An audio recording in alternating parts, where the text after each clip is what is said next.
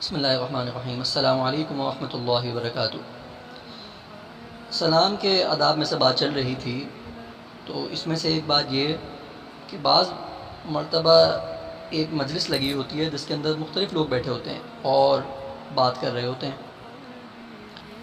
بیچ میں اچانک ایک صاحب آتے ہیں اور وہ مجلس میں زوردار سلام کر دیتے ہیں، اور پھر ایک ایک سے ہاتھ پکڑ پکڑ کر سلام کرنا شروع کر دیتے ہیں۔ تو اس سے جو مجلس میں لوگوں کی بات ہو رہی ہوتی ہے تو ان کی بات میں خلل آ جاتا ہے، اور وہ بڑا پریشان ہو جاتے ہیں کہ یہ بھائی صاحب اچانک آ گئے ہیں اور اب سلام کر رہے ہیں کہ بندے کو پکڑ پکڑ کے۔ تو اس طرح سے بات کرنا، اس طرح سے سلام کرنا جو ہے وہ مناسب نہیں ہوتا، بلکہ ادب کے خلاف ہے۔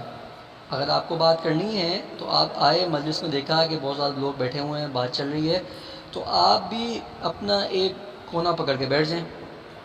اس کے بعد جب دیکھیں کہ لوگ فارغ ہو گئے ہیں یا مجلس میں ایک بندہ بات کر رہا ہے اور سب سن رہے ہیں، تو جب دیکھا کہ مجلس جو ہے وہ ختم ہو گئی، اب سب اپنا آپس میں ایک دوسرے سے باتیں کرنا شروع کر دیں، تو آپ جائیں اور آپ بھی سلام کر کے بات کر لیں۔ تو اس سے نہ کسی کو تکلیف ہوگی اور نہ کسی کو پریشانی ہوگی، تو ایسے کرنا چاہیے۔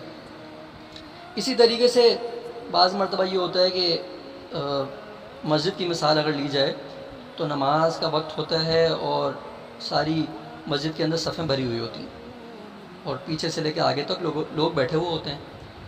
پھر اچانک ایک صاحب آتے ہیں اور وہ لوگوں کا کندھا پھیلان کر، گردنیں پھیلان کر آگے جانے کی کوشش کرتے ہیں۔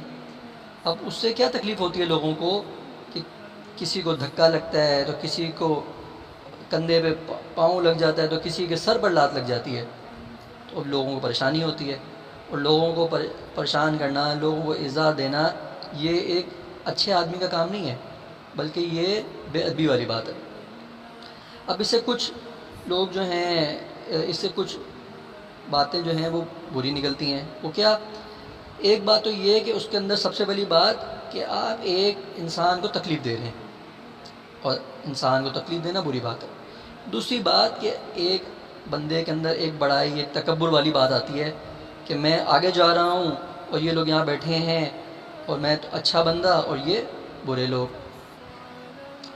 اس کے دل میں بے شک آئے یا نہ آئے جو جا رہا ہے، لیکن جو بیٹھا ہوتا ہے اس کے دل میں ضرور بات آتی ہے کہ یہ دیکھو یہ بندہ کیوں آگے جا رہا ہے، یہ کہیں پیچھے کیوں نہیں بیٹھ جاتا، یہ کہ اپنے آپ کو بڑا سمجھتا ہے، تو یہ بری بات۔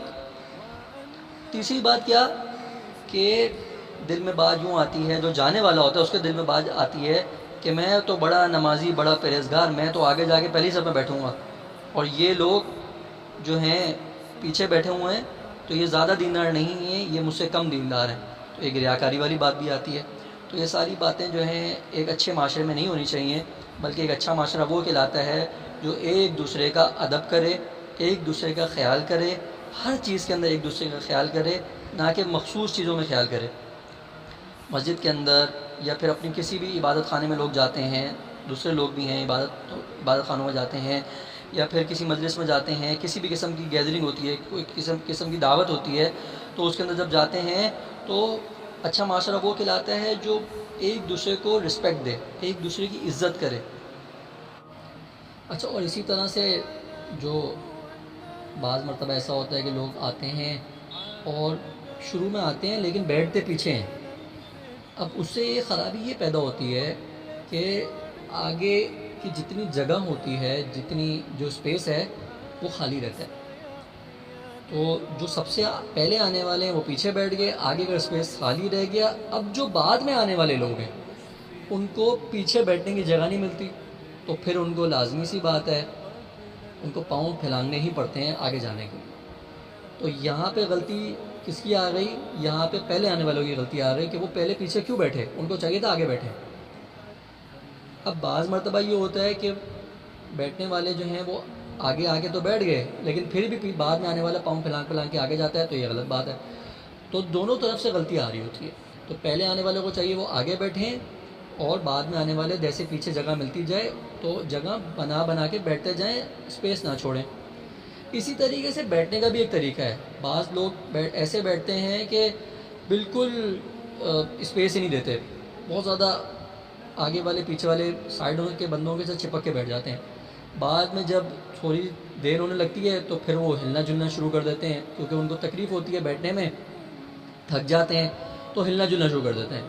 اب جب ہلنا جلنا شروع کرتے ہیں تو برابر والوں کو تکلیف ہوتی ہے، تو پہلے سے ہی چاہیے کہ اتنی جگہ سائڈوں میں اتنا اسپیس چھوڑ کے بیٹھیں کہ ہلنے جلنے میں برابر والے کو، پڑوسیوں کو تکلیف نہ ہو، اور اتنا بھی کھل کے نہ بیٹھیں کہ پاؤں ایسے پھیلائے ہوئے ہوں کہ اگلا بندہ بولے کہ یہ جو ہے بدتمیزی سے بیٹھے ہوئے ہیں، پاؤں لگ رہے ہیں، اگلے والے بندے کو پاؤں لگ رہے ہیں، پیچھے والے بندے کو ٹیک لگ رہی ہے، تو ایسے بھی نہیں چاہیے۔ تو ہر چیز کے اندر جو ہے میانہ روی اختیار کرنی چاہیے اور سوچ سمجھ کے کام کرنا چاہیے، بے فکر نہیں رہنا چاہیے، بلکہ فکر کے ساتھ سارے کام کرنے چاہیے۔ وآخر دعوانا الحمد للہ رب العالمین۔